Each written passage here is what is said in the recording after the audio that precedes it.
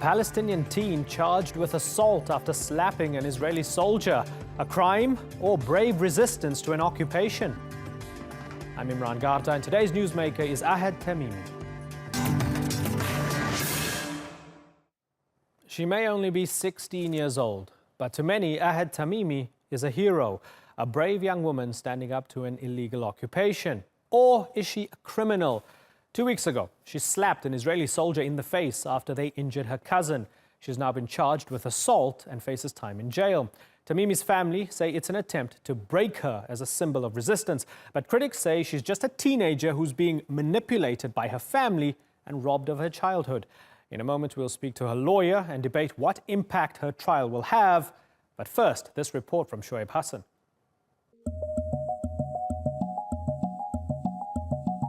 She's become the latest symbol in the conflict between Israel and Palestine.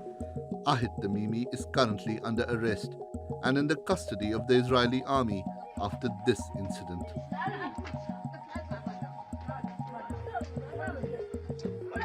Tamimi's family says she hit the soldiers after they ransacked her home in the occupied West Bank and shot her teenage cousin in the face with a rubber-coated steel bullet at point-blank range. He had to be placed in a medically induced coma. The Israeli army says Tamimi's cousin was part of a group of stone-throwing protesters, some of whom apparently took refuge in the Tamimi home. It's not Ahad Tamimi's first time in the limelight. He's been a regular part of protests against the Israeli occupation for years. And now they've indicted her for this latest incident. We can see that if the arrest would have been an arrest for just the sake of investigating what the footage shows, then Ahad could have gone home long ago. The behavior of the police and the security forces show that this is a punishment arrest in order to humiliate her and her family.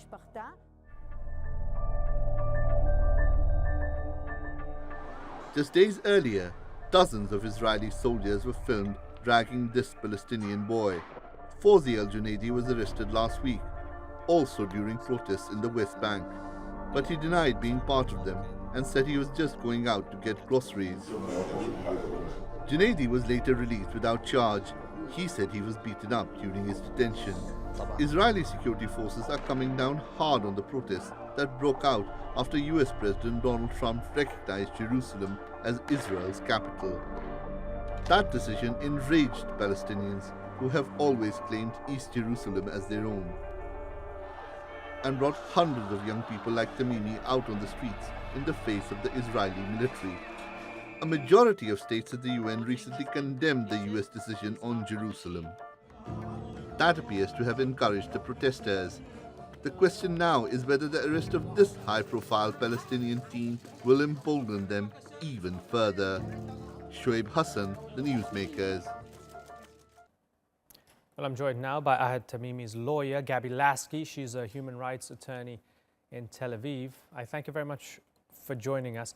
So we're seeing here 12 charges against Ahad Tamimi. She slapped and kicked soldiers, and now she's in trouble. Were her actions regrettable?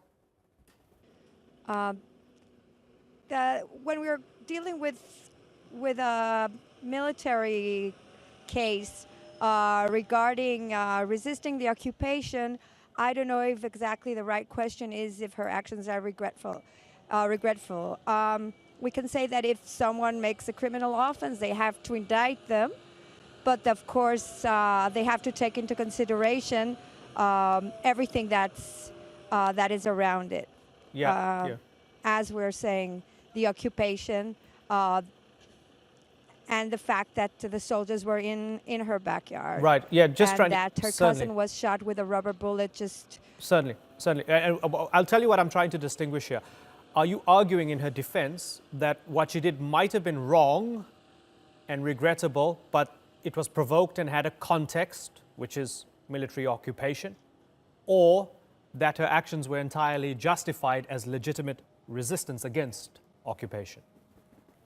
Well, first of all, it's a little bit early to decide what kind of arguments we're going to present to court. Since we haven't got the evidence that that was collected by the police and the military after Ayed was arrested, I have to say that some of her charges are as old as April 2016, and at that time nobody thought that her actions were any kind of criminal in any way. She wasn't arrested, she wasn't questioned, she wasn't indicted from them, and only after the video came out and she was arrested, then suddenly they start to look into a 15-year-old girl at that time, girl Facebook, and to see what kind of things that they can find in her past.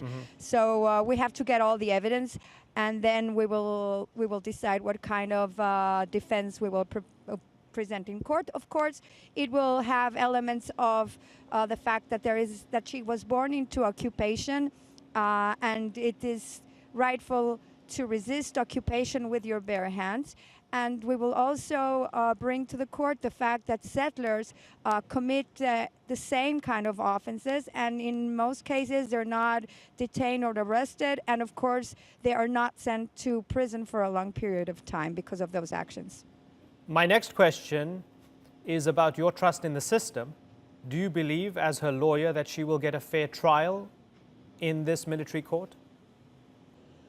Well, as you pointed out, it is a military court, and it's the court of the occupier. So from its sense, mostly the task of this court, as in any other organ of the military in occupation, is to perpetuate occupation. We're not really talking about a court of justice, but we're talking about a military court of occupation, where all the sides are, the judges are soldiers, same as a prosecution, etc. So with taking into consideration that, we will still fight for Ayed's liberty. And of course, you are closer to the facts than I am. All I have is what I'm working off based on Haaretz and Jerusalem Post and Reuters and so on, and all these articles that I'm reading. And it seems the prosecutors have arrested her mother for incitement, and it includes her mother, Nariman, posting a video on Facebook of Ayed urging others to protest against Israel, which includes stabbing attacks and suicide bombings. Now, they're calling that incitement, right?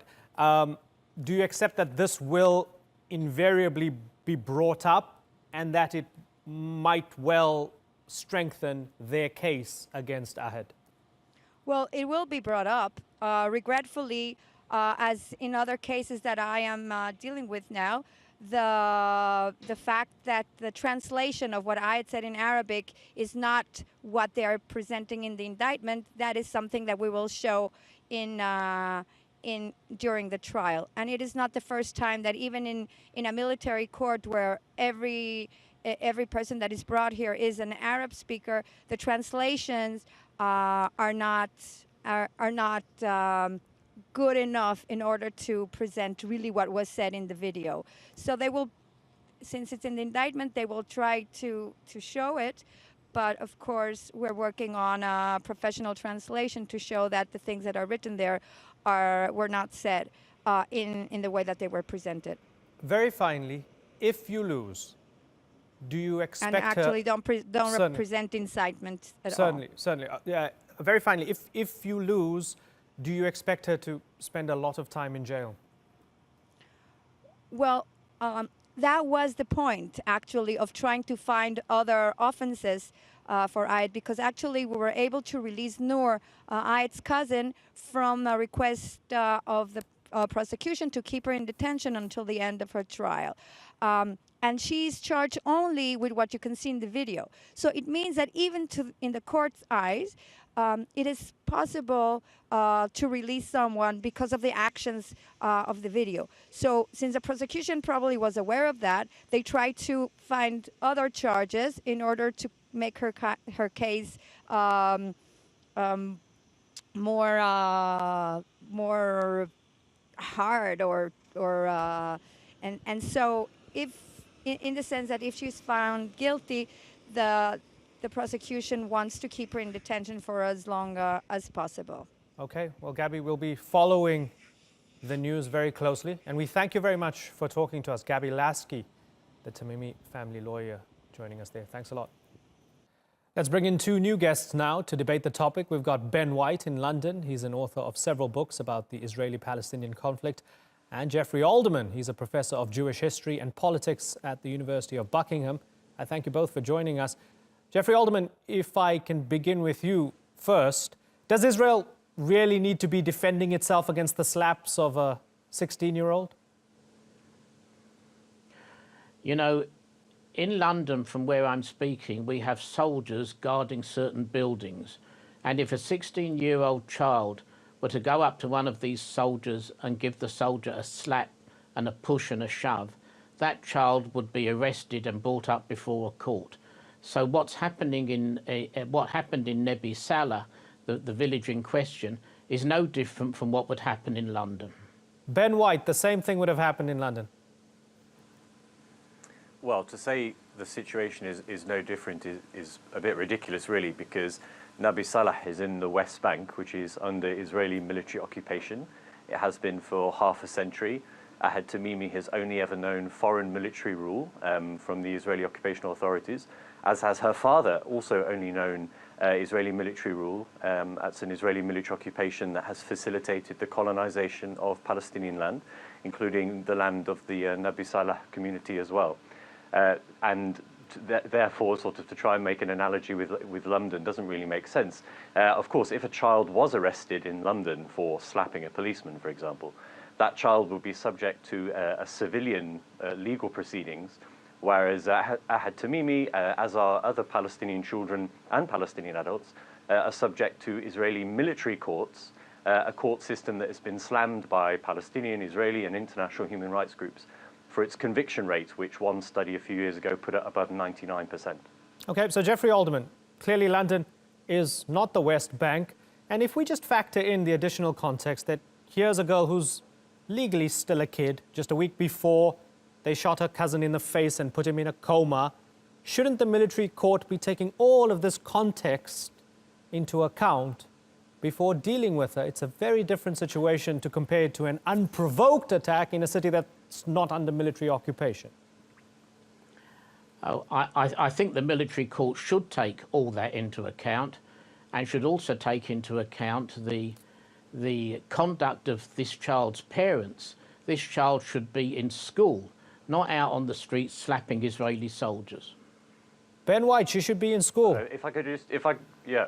I mean, actually, the soldiers were on her property. The Israeli occupation forces, as they do across the West Bank, violently enter Palestinian villages, Palestinian homes, and Palestinian families from young to old face, from the moment they're born, the reality of the Israeli military violently entering and raiding their communities, shooting their relatives, as you mentioned in the case of the Tamimi family.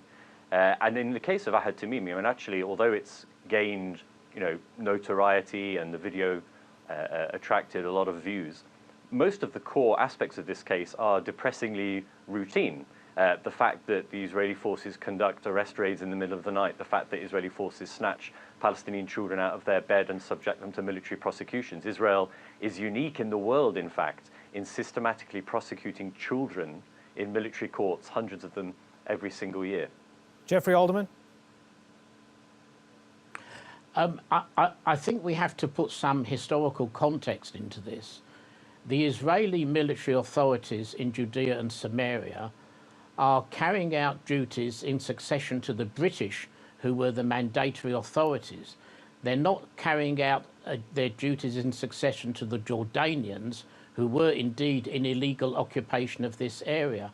I'm genuinely curious as to why we never had all these incidents of violence when from 1948 to 1967, as Mr. White will know, the Jordanians were in illegal occupation of this area. But Mr. Alderman, do you want us to host a debate about what Jordanian troops did between 48 and 67? I mean, we're living in the first week of 2018. We're discussing this particular issue. Your historical parameters are accepted. Sure, the Jordanians occupied it during that time. But we're talking about it now under international law. the West Bank, under occupation, under Israeli occupation. And what we're saying is that here's a young girl who slapped and kicked some soldiers. Again, we go to the core element of the question. Is the treatment of the girl justified? I think the treatment is justified insofar as she's being brought before a military court. But I do agree that the military court, in coming to whatever judgment it comes to, should take all factors of the situation into account and apply mercy wherever mercy is deemed appropriate. Ben White, this is about a young girl, but it's also about more than just a young girl. Many people see her as a symbol. Tell me why. Yeah, well, I think we should at least problematize the idea of her as a symbol. Just quickly, I mean, I think one of the reasons why her case has become famous, and particularly from the Israeli point of view, yes, it's because her slap of the soldier represented, from the Israeli point of view, defiance and a lack of what they would assume is due deference from the part of the colonized in front of the occupation army. But there's also a kind of racialized paradigm there. Again, from the Israeli point of view, Jewish Israelis are perceived of as kind of Western, quote unquote, and European, and the Palestinians are part of the sort of Oriental other, again, quote unquote. And that's why the Israelis have talked a lot about Ahad Tamimi's looks, for example. So I think we have to be aware of that fact, and including in terms of how that case has got coverage in the West. But in terms of what it symbolizes more broadly speaking, as I mentioned earlier, this is unfortunately all too common. There are thousands of Palestinians in Israeli detention. Many of those Palestinians have been prosecuted in military courts with a more than 99% conviction rate. And of course, let's remember that the Palestinians who are prosecuted in military courts live alongside Israeli citizens, Jewish Israeli settlers, who live, often work inside the pre-67 line. Ahad Tamimi's family's quote-unquote neighbors, the Israeli settlers who live in Halamish next to Nabi Salah, they're Israeli citizens, and they are tried in civilian courts. Right. So, among other things, Ahad Tamimi's case is also a microcosm of the situation of apartheid that the Palestinians experience. And you see it as a microcosm, and you see the occupation as the contextual background, and a lot of the, I guess what you would call dehumanization, right, of what's going on. We saw Jeffrey Alderman. He was criticizing her family. Ben, don't you agree that her family maybe could do a little better than what her mother has done by posting videos on Facebook in which prosecutors call this incitement, in which young Ahad is urging others to protest against Israel with things like stabbing attacks and suicide bombings? Would you agree that that's not very nice parenting? Well, yeah, I mean, so the Israeli case is made that any time that someone like an individual like Tamimi or someone else achieves particular gets individual attention, that there's something afoot, that in this case she's something akin to a child actor or an agent provocateur, or her family are sort of quote unquote abusing her by not raising her correctly.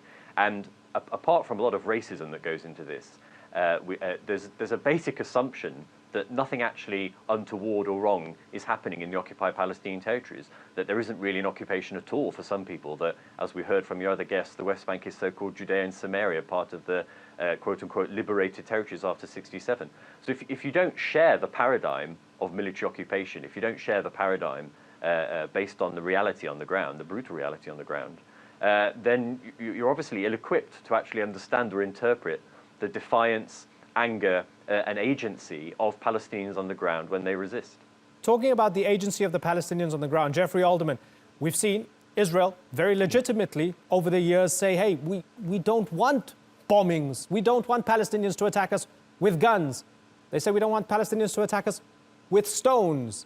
But now we're seeing a young girl going to military court for slapping someone. So what does that say? Does that say that the only way to be a good Palestinian is to accept the occupation and just lie down because you can't even slap somebody when you want to fight back? If you're asking me to give some advice to the Palestinians, it is to face reality that ethnic Jews have a right to dwell on what you call the West Bank, and they must accept this reality. If they do not accept this reality, they must accept the unpleasant consequences. That's the fact of life. But why don't Palestinians just abide by international law, which says that the West Bank should go to them in a future state because it's currently militarily occupied? Isn't international law a better reference point than the subjective views of the Israeli settlers? Excuse me, what international law are we talking about? Under international law, ethnic Jews have a right to dwell in Judea and Samaria. That is international law, and the Palestinians have to accept that. Under international law, the settlements in the West Bank are legal, in your opinion? They are.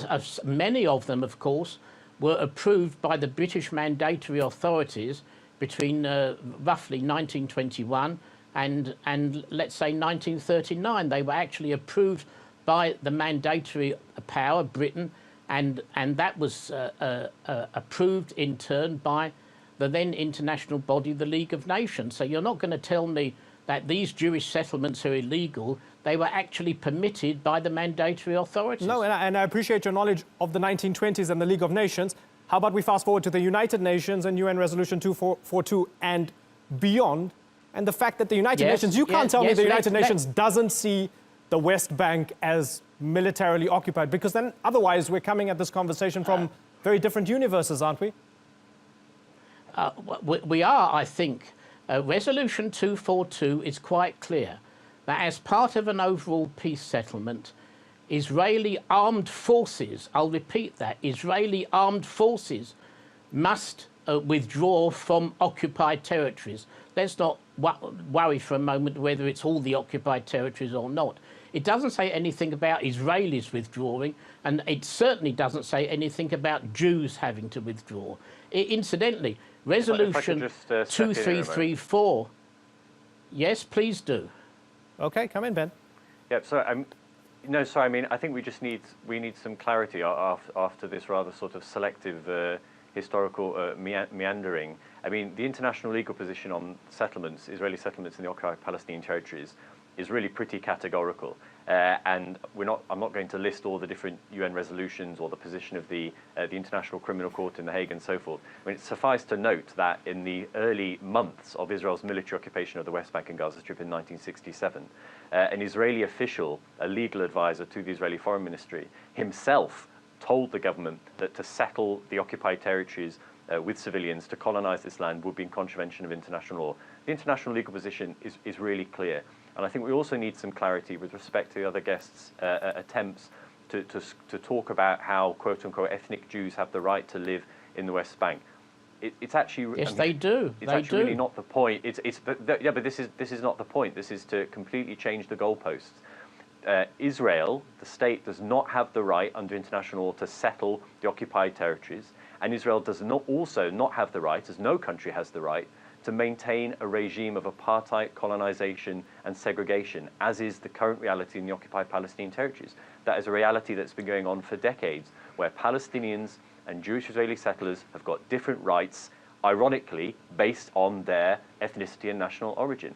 So the reality today is that of an Israeli apartheid, and the point isn't whether an ethnic Jew, quote-unquote, can live or not in the West Bank. The point is whether Jewish settlers can enjoy privileges that the Palestinians don't, and that is not a right under international or under most people's sense of basic morality. Jeffrey Alderman, as we bring this all the way back to the beginning, because I know we've broadened this out a lot, I want to bring it back to the young girl, the 16-year-old. Do you absolutely believe she'll get a fair trial in the military court? I think she will get a fair trial. But I would urge on the military court, insofar as my opinion is worth anything, that they show mercy to a girl who has been, I think, exploited for international media purposes. It's really very sad. Ben White, final word in less than 30 seconds, please, because I have to move on after this. Well, I mean, based on the other guest's faith in the military courts, and I'm sure that he would want Israeli settlers to be also judged in the military courts rather than the civilian courts. But But I think we have to remember that this is one person. Unfortunately, it may well be the case that she's going to spend months or maybe years behind bars, as thousands of other Palestinians have been and are doing. And it really, in terms of how we're looking at it from the outside, we should use it as an opportunity to educate ourselves about the reality of oppression, incarceration, and colonization that the Palestinians are experiencing on a day-to-day reality. Ben White and Jeffrey Alderman, I thank you both for taking the time to join us here on the Newsmakers. Thanks again.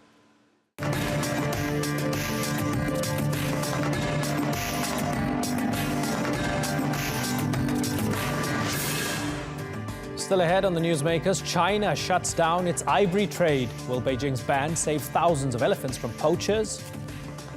And relations between the UAE and Tunisia take a nosedive after the Gulf nation bans Tunisian women from boarding its planes. What was it all about?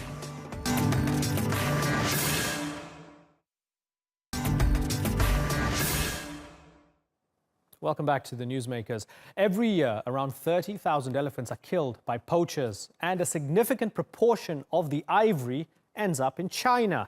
In fact, it's been the largest importers of ivory in the world, but no longer. On the last day of 2017, China shut up shop on its legal ivory sales. And with the ban now in place, the trade should stop, right? Well, while the move has been praised by wildlife activists, there are some who are still concerned. Now, with no legal channel for ivory, could the unregulated black market take over? Natalie Perhernan takes a look.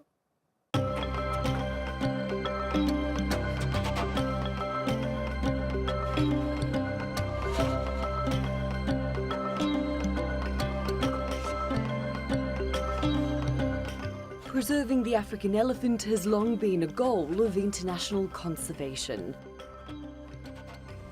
as demand for tusks has placed them on the brink of extinction. China was once the world's largest market for ivory, but since December 31st, the legal trade has been shut down. 这是一只精雕细琢的象牙手镯，它很昂贵，昂贵的不是它的价格，而是背后那一条条大象的生命。为了保护濒危的大象，我国开始实施象牙贸易禁令。 The demand for ivory products in China has reduced in recent years, particularly when the government announced its move to end the domestic trade. In 2014, the average wholesale price of raw ivory in China was $2,100 a kilogram. In 2015, that fell to $1,100, and in 2017, it dropped to $730. But it's still a valuable commodity, because many consumers see the intricately carved pieces as a status symbol. While trade in China has been banned, there aren't rules to stop Chinese buyers heading to places like Japan or Hong Kong, where it's still legal to purchase it. And there's still the illegal market. Chinese authorities have made public displays of destroying illegally imported ivory, and while seizures are down, they still happen. About 110,000 elephants in Africa died from poaching in a decade. There are just 415,000 elephants left on the continent. Wildlife groups and the Chinese government have high hopes this ban will help the population recover. But there's a long road ahead for the animals' survival. In Eastern Africa, we're back to pre-2008 levels of poaching, but we still see serious problems in Central and Western Africa, and this is where we still have an imminent risk of local extinctions. So will shutting down the ivory trade in China actually lead to a drop in demand? Or will it encourage buyers to seek it through illegal means? Natalie Perhernan, The Newsmakers. Well, joining me now from Shanghai is YG. He's a wildlife researcher who advised the Chinese government on the ivory ban. In London, we have Shruti Suresh, a lawyer and campaigner for the Environmental Investigation Agency. And in Harare, Zimbabwe, we have Tom Milliken. He runs the global monitoring system that tracks the illegal ivory trade for CITES, the Convention on International Trade in Endangered Species of Wild Fauna and Flora. I thank you all for joining us. Tom, let me begin with you. Do you applaud the Chinese for what they've done? Well, absolutely. China has been driving the illegal trade in ivory since at least 2002. So making a policy decision to close their ivory market in total has the potential to really change the situation. But still, there's a number of issues that need to be addressed. And it's sort of like the checks in the mail. We're not sure how it's all going to come out. Do you have worries about enforcement, Tom? Very much. Already in China, there is a thriving illegal market.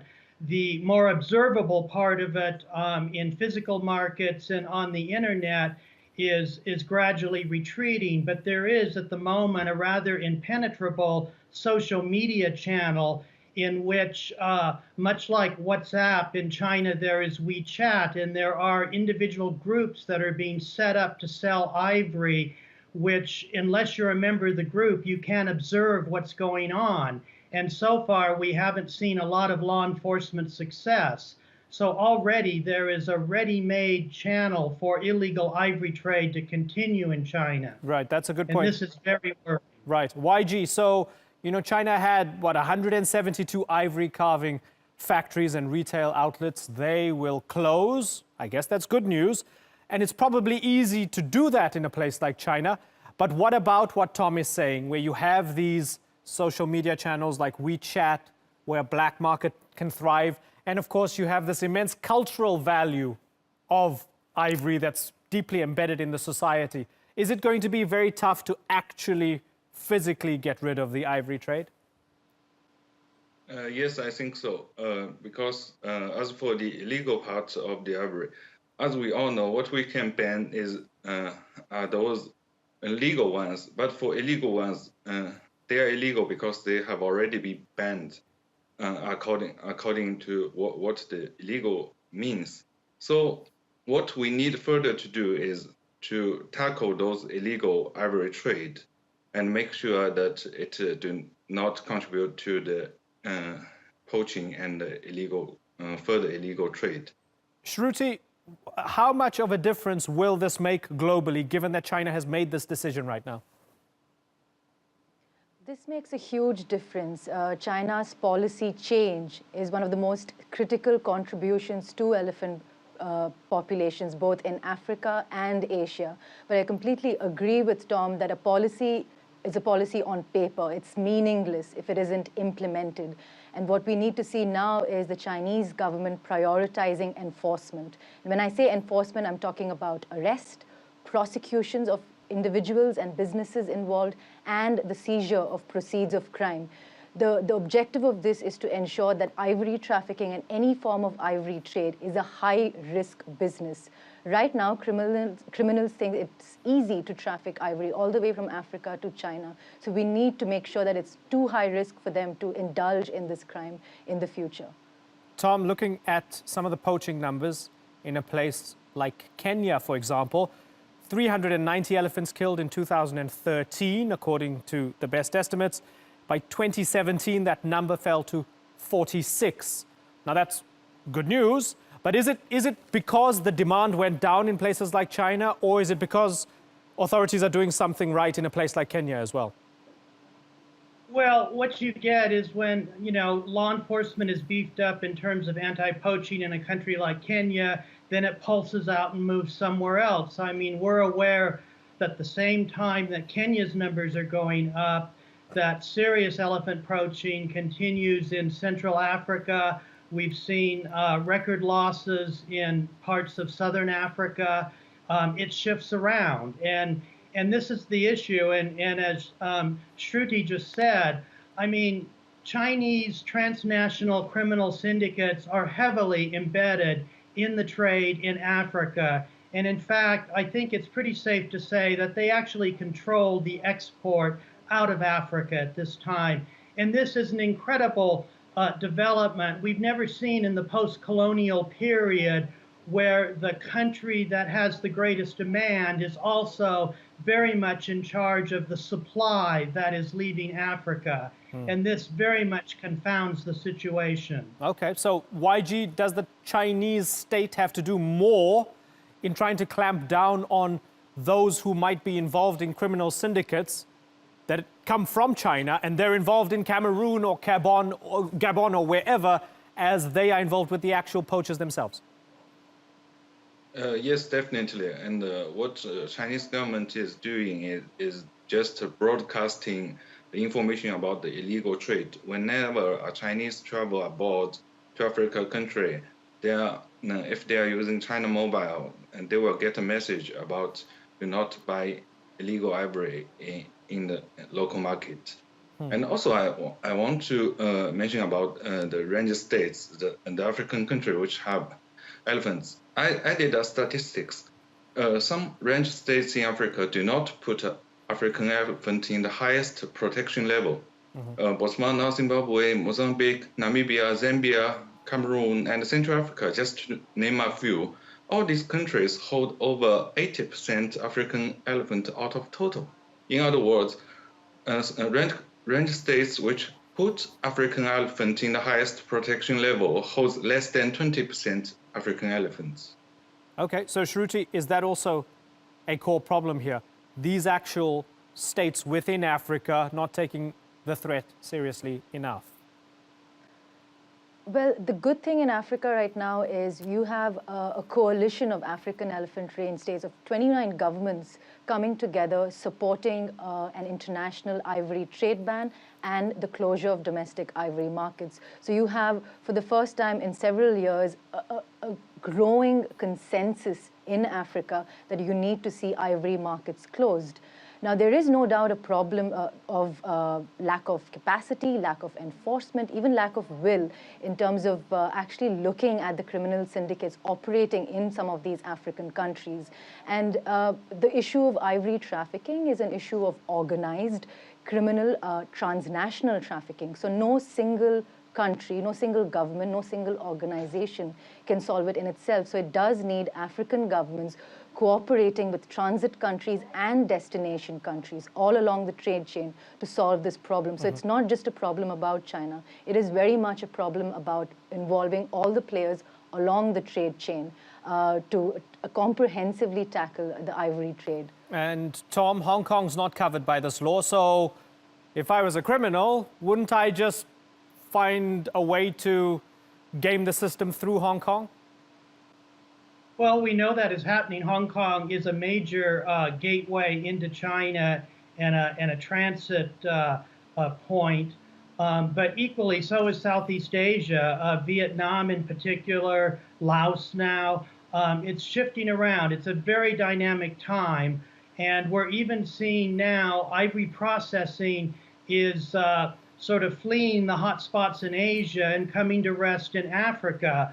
Over the last 2 years, we've seen ivory processing for the Asian market take root in any number of countries in Africa. And one of the modus operandis now are couriers that carry ivory on their bodies through air travel.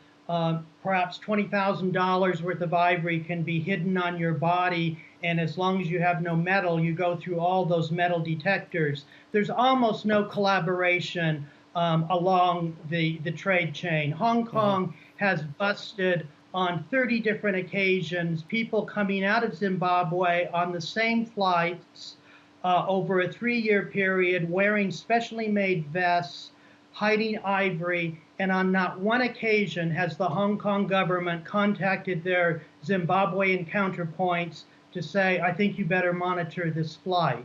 And this is happening all over Africa. And more to the point, when Chinese nationals are arrested in Africa, of course they don't speak English. Nobody can do the interrogations. The information on computers, cell phones, documentation, because it's in a language that's not accessible to Africans, it's all lost.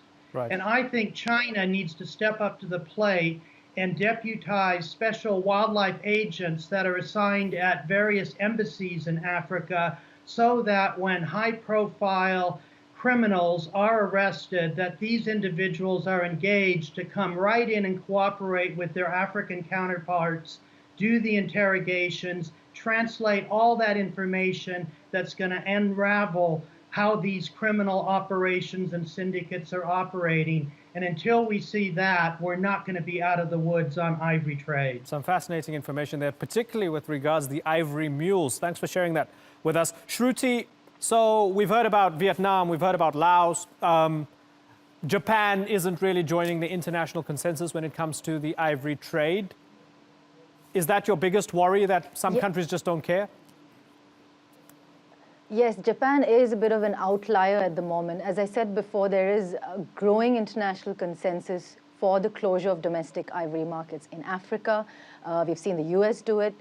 Within the EU as well, there is a momentum here where there are public consultations taking place to gather evidence and opinions on the need to close ivory markets. And we're hoping that the UK will be announcing draft legislation soon in the next few months on closing its ivory market. We're seeing that in Asia as well. So there is a growing momentum, and Japan is at the moment outside of it. And it is a problem because there is illegal ivory for sale in Japan. Japan's so-called legal ivory registration system has been found to be flawed. Investigations done by our EIA US office have found that the legal system in Japan is abused rampantly. So there is a problem there, and Japan does need to step up to the plate and take measures to close its ivory market. But at the end of the day, it does remain a concern that China is the largest destination for illegal ivory. So the fact that China has made a policy change is huge. And again, just wanted to re-emphasize that what we need to see next is China working with countries in Africa and Asia to ensure that its policy is implemented. Yeah, and as we look at all the worries, of course, it's natural to do so. As we kind of bring it back to the very beginning, the good news that China made this decision. Let me ask you, YG, to what can we attribute the decision? Was it successful lobbying? Was it marketing? Was it campaigning? Was it Yao Ming's anti-poaching advertising? What brought China on board after all these years? I think China made the final decision. China is respecting the majority of the international community about the ivory trade issue, and China wants to do more for international community. So finally, China banned the illegal ivory, domestic ivory trade. Right. All things considered, Tom, after everything we've discussed here as well, and you've laid out your worries as well, all things considered, globally, are we heading in the right direction on this issue? Well, the proof will be in the pudding when we do the next analysis.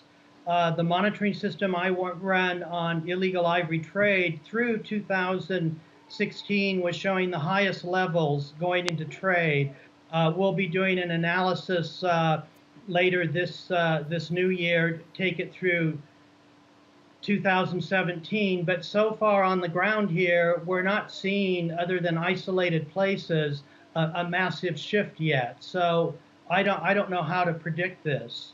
The proof will be in the pudding, or the proof of the pudding will be in the eating. Shruti, are you as skeptical or are you more optimistic? I'm certainly more optimistic, and this is coming from the fact that EIA has done a number of investigations in China and in Africa on ivory trade for several decades now. And in our investigations in China, we actually documented how the legal trade in China was abused. We came across traders and licensed ivory outlets. In fact, some of these outlets have now been closed after the ban came into effect. But some of these outlets were reusing licenses to illegally sell ivory. And the fact that these outlets have now been closed is massive, and it's a progress in the right direction.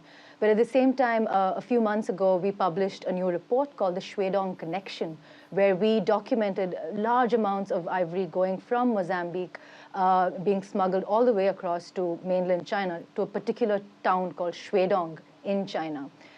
We are aware that some efforts are being made by the Chinese government to look into the information we have published, and we would welcome more information on what happens, and we hope that leads to the prosecution of the criminals that we have documented involved in the trade. But again, just to repeat again, that what has happened is very good, and we hope that this also results in more prosecutions. Well, it's been great to learn about the ivory trade from all three of you, and of course, elephant poaching as well. Shruti, Suresh, YG, and Tom Milliken. I've got to move on, so I thank you all for joining us here on the Newsmakers.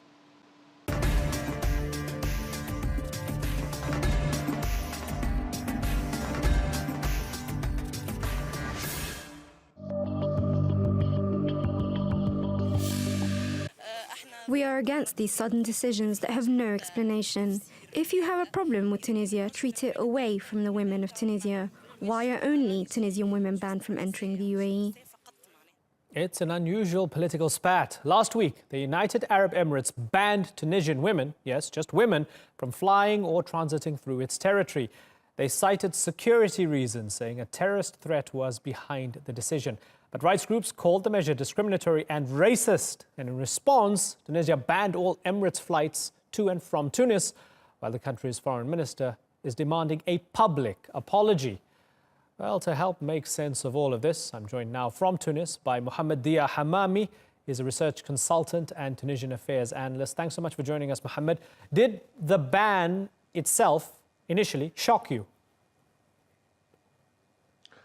Well, it was a shock for every Tunisian, I think, even though it's not the first time that the Emirates imposed the visa ban on Tunisians. But this time, the fact that it was limited to Tunisian female nationals only was not only shocking, but also surprising, and it was not easy for everyone first to accept it and also to understand what are the motivations behind it. Okay, so let's assume maybe they bungled this in a very dumb way. They messed up the policy or the way they communicated it.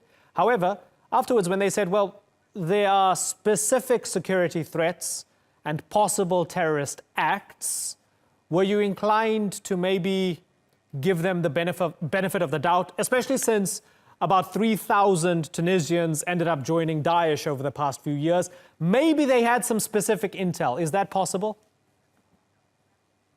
Well, first of all, let's be clear about this number that has been released by an American consultancy company that is working on security. So this number is only given by private sources, and recently in an interview with an Indian journal, the Tunisian Minister of Foreign Affairs denied this number, but it doesn't mean that there is no Tunisians who are going abroad. But let's be also clear that the way Emirates and authoritarian regimes define national security to use it in a political way is something that is common in the region. So I don't think that the risk that can be presented, if this is true, which is not necessarily valid, let's say that there is some information about the risk of a security problem. Is that really a reason to impose a ban on all Tunisian females who are not resident in the UAE? I don't think so. That would be very similar to the Muslim ban, for example, imposed by Trump in the United States. And also, why is it imposed on Tunisian females who are not resident, even if the information are only about if they know only that would be a Tunisian female? Why is it only on non-resident and not on resident? So there is a lot of contradictions in that, and like I told you, this is not the very first time that an Arab country in the region treat Tunisians in that way. Since 2011, many Tunisians had this kind of problems with countries that are afraid of Tunisians and afraid of mainly the political experience of Tunisia since the revolution. Oh yeah, that's interesting that you bring that up, because the UAE was Ben Ali's biggest backer, or one of Ben Ali's biggest backers. Has it brought up those old pre-revolutionary wounds between the two countries? Well, yes. So yes, the UAE was a strong ally to Ben Ali regime and to Ben Ali family. That's why a certain number of the members of the family went to the UAE when the revolution happened, and there was a lot of big projects that were planned at that time in Tunisia, like the project of Samadou Bey. That was it was a big infrastructure and real estate project that was planned. So they were affected by that. But it's not only about losing political allies. It is also about political position towards freedom and democracy in the region. So it's they are simply siding on the side on the clan of Arab monarchies and authoritarian regimes who are afraid of that. So it was a reaction, a political reaction, and similarly, it's impossible to analyze the current crisis from a purely technical perspective of like legal problems with the Emirates Airline Company. It's purely political, and historically, since 2011, all the whole foreign policy of the UAE toward Tunisia was based on the internal politics and the democracy experience in Tunisia. So okay, let me ask you one final question then. So Tunisia's foreign minister, your foreign minister, says his UAE counterpart, Abdullah bin Zayed Al Nahyan, called him up, said sorry. Tell me why that's not enough for the Tunisian people. Because it was, it's not only like a legal crisis, it's like it was a big attack to Tunisian dignity and national dignity and Tunisian women as like half of the Tunisian population. It's not only about matters that happen between diplomats, like probably that's the way they are dealing with diplomatic crisis in authoritarian countries, but in a country like Tunisia where there is a political move toward democracy, where the opinion of the masses matters in politics, also in foreign policy, it's important to make a public apology to the whole Tunisian population, and specifically to Tunisian women that were treated in such a bad way. Okay, it's been great to talk to you. Mohammed Dia Hammami, I thank you very much for joining us here on the Newsmakers. That's all for this edition of the Newsmakers with me, Imran Garda. You can check out more of our stories on YouTube, Facebook and Twitter. Remember to like, follow and subscribe. Next time, Uganda lifts the age limit on the president. Will 73-year-old Yoweri Museveni be Africa's next leader for life? Until then, thank you for watching. Bye-bye.